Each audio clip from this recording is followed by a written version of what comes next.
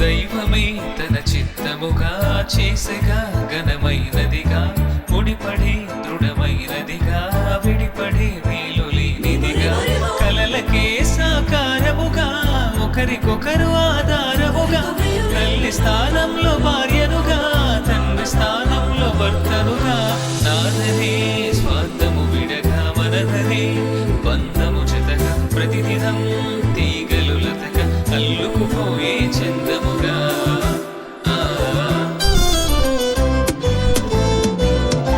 పెళ్ళంటే దేహములు వేరైనా ఒక్కటిగా ఫలించే దైవ సంకల్పం.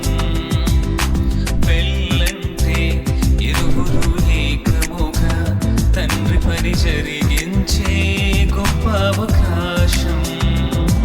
ఇహలో కాలలో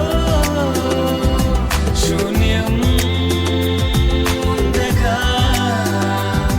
దైవం తలచిన బంధం పెళ్లిగా మారినుగా. పెళ్ళంటే దేహములు వేరైనా ఒక్కటిగా ఫలించే దైవ సంకల్పం. పెళ్ళంటే ఇరువురు ఏకముగా తండ్రి పని జరిగించే గొప్ప అవకాశం.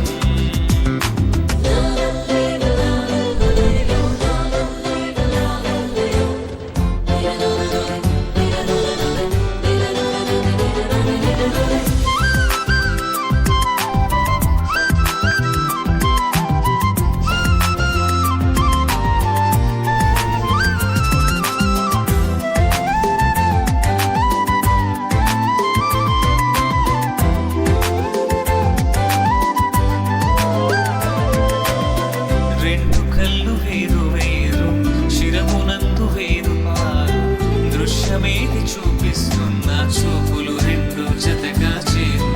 రెండు కాళ్ళు వేరు వేరు ఒక్క పదమునందు చేరు అడుగు ముందు వెనుకవుతున్న గమ్యం మాత్రం కలిసే చేరు. ఇరువురొక్కటై ఏకదేహమై దైవ కుటుంబము కావాలని తానే జతపరిచెనుగా. దేహ సుఖముకే మనము కోరక దేవతనయులను పెంచాలని దైవం నియమించెనుగా. ఆది బంధమే ఆలుమగలుగా అన్ని బంధములను కలిపే మూలమై మారెనుగా. పెళ్ళంటే దేహములు వేరైనా ఒక్కటిగా ఫలించే దైవ సంకల్పం. పెళ్ళంటే ఇరువురు ఏకముగా తండ్రి పని జరిగించే గొప్ప అవకాశం.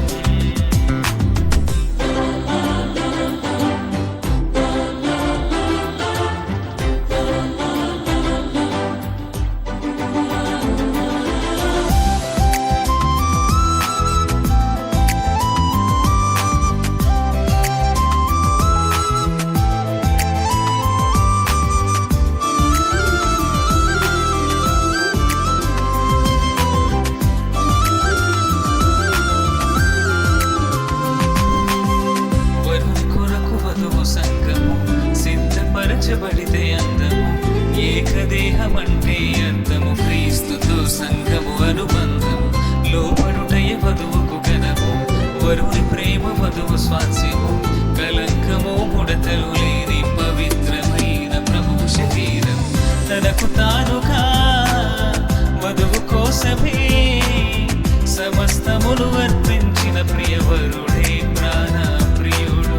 మోసగించక మాట దాటక వరుని అడుగు జాడలో నడిచే ప్రాణేశ్వరి ఆవదు. గొప్పదైన పెళ్లి మర్మము